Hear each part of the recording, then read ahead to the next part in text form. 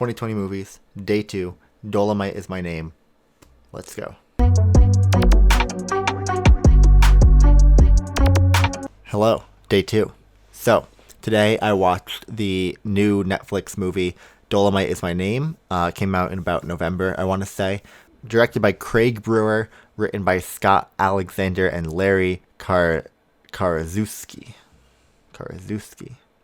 But what's impressive about this movie is not necessarily the director or the writers. The cast, though, is very deep. I mean, this thing starred Eddie Murphy, you had Keegan-Michael Key in there, you had Craig Robinson, Wesley Snipes, Mike Epps, Titus Burgess, and then you even had small roles from Snoop Dogg and Chris Rock. Honestly, those two were probably the most memorable roles of the entire movie for me. They both did fantastic jobs and really added a lot to the whole movie experience. As always, what is about to follow probably contains spoilers, so this movie is about Rudy Ray Moore. It's a biopic. Rudy Ray Moore was a 1970s comedian, actor, singer, did a whole bunch of different stuff. The movie goes into everything that he did, who went from someone who couldn't really break into the business to developing this character, Dolemite, that really takes off really quickly and brings him a lot of fame and fortune, and he spins it off into movies and other things, and it's just a whole look at this guy, Rudy Ray Moore's career from right before he really takes off to right after his first movie gets made. It was a story I did not know. I was unfamiliar with all of it. It was a really well-written movie. It wasn't laugh-out-loud funny, but there were definitely funny moments, as you're going to get with a cast that includes Keegan-Michael Key, Eddie Murphy, Craig Robinson. You know, the biggest takeaway from this entire movie for me was Eddie Murphy was astonishing in this movie. He really, what I kept noticing with Eddie Murphy was just how Murphy moved around the screen, how he walked, how he positioned his body, how he did things. It really commanded your attention. You couldn't take your eyes off of Eddie Murphy the entire movie. It was probably some of the best acting I've ever seen from Eddie Murphy.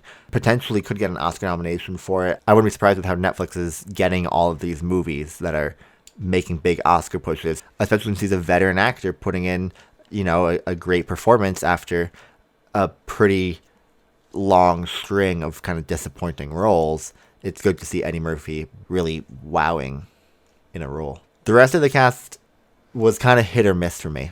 Craig Robinson, I loved. He was fantastic in this movie. I think that he was probably the best supporting character there was, outside of Snoop Dogg and Chris Rock, but they were very small roles. Wesley Snipes and Mike Epps both gave, their regular, consistent, good performance. There was nothing bad about their performances. They were good.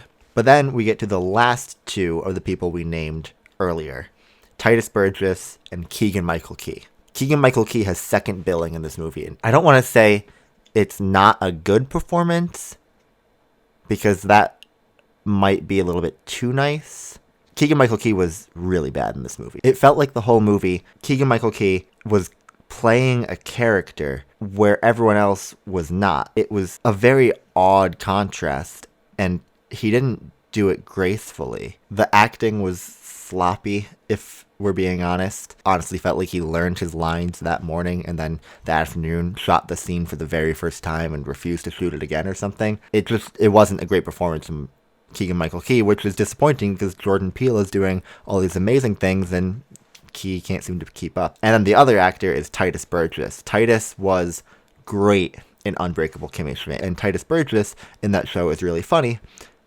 But take that Titus Burgess from that show, that over-the-top Titus that works in that show, and move it to what's trying to be a grounded, serious movie, and it was just weird. He was overacting everything. It looked like he was on a Broadway play rather than in a movie, which I guess makes sense because his background is mostly in Broadway, I believe. But it just didn't translate well.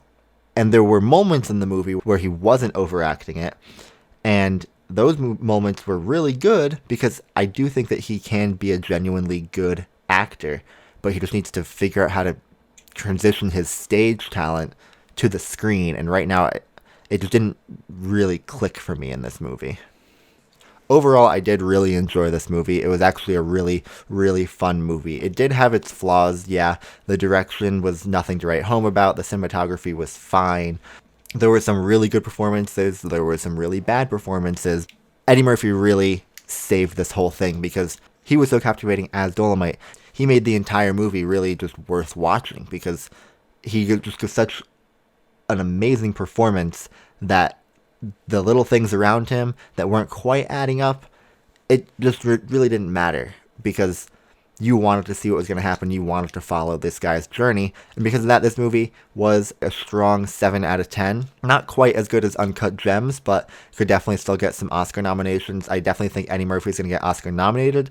Honestly, I don't think he should win. It's not my favorite performance this year, but it was definitely strong and a nomination would be very well deserved. Otherwise, for this movie, I don't know if you're going to see it in the Best Picture category or Best Writing or anything like that. I don't know if you're going to see any Best Supporting Actor or Actress nominations. I could definitely see some technical awards. The sound mixing and sound design was really good in this. I think only Eddie Murphy's going to be nominated for a major role. So that was Dolemite Is My Name.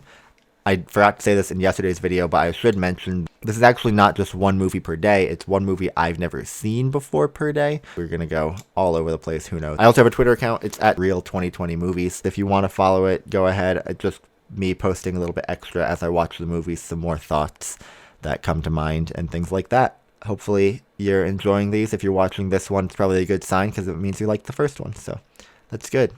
I'll see you tomorrow.